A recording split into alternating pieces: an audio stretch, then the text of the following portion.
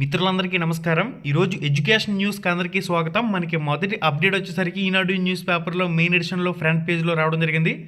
Mega DSC సర్టిఫికెట్ల పరిశీలన 21 నుంచి మెగా డిఎస్సిలో ప్రతిభ చూపిన అభ్యర్థుల సర్టిఫికెట్ల పరిశీలన ప్రక్రియ ఈ నెల 21 లేదా 22 నుంచి ప్రారంభించాలని పాఠశాల విద్యాశాఖ నిర్ణయించింది.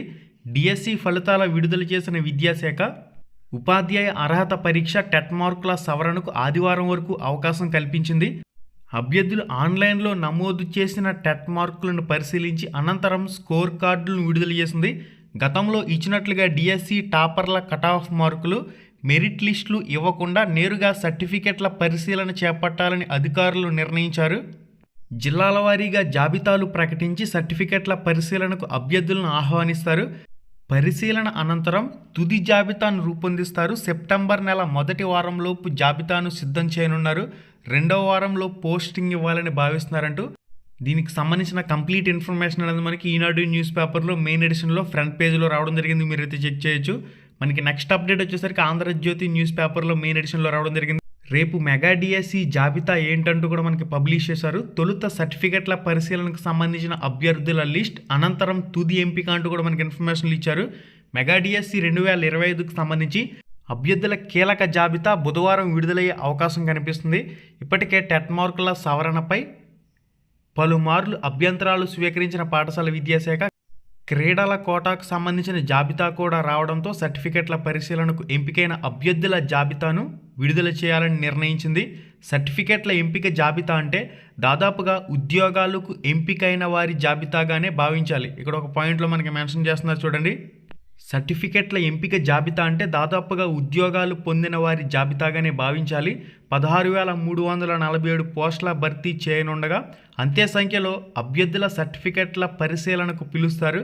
వారిలో ఎవరైనా సర్టిఫికెట్లు సక్రమంగా లేకపోతే ఆ సంఖ్యకు సమానంగా తర్వాత మెరిట్ జాబితాలో ఉన్న అభ్యర్థుల్ని పిలుస్తారు.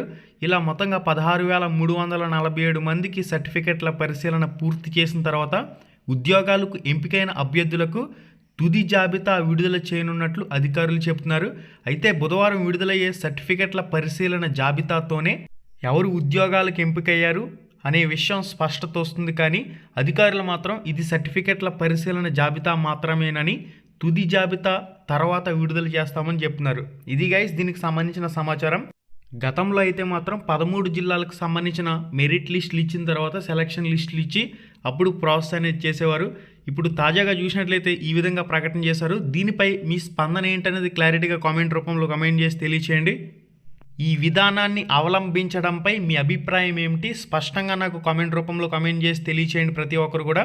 ఇదైతే మనకి ఆంధ్రజ్యోతి న్యూస్ పేపర్లో అఫీషియల్ పేపర్లో రావడం జరిగింది కాబట్టి డేటా అయితే ఈ విధంగా ఉంది.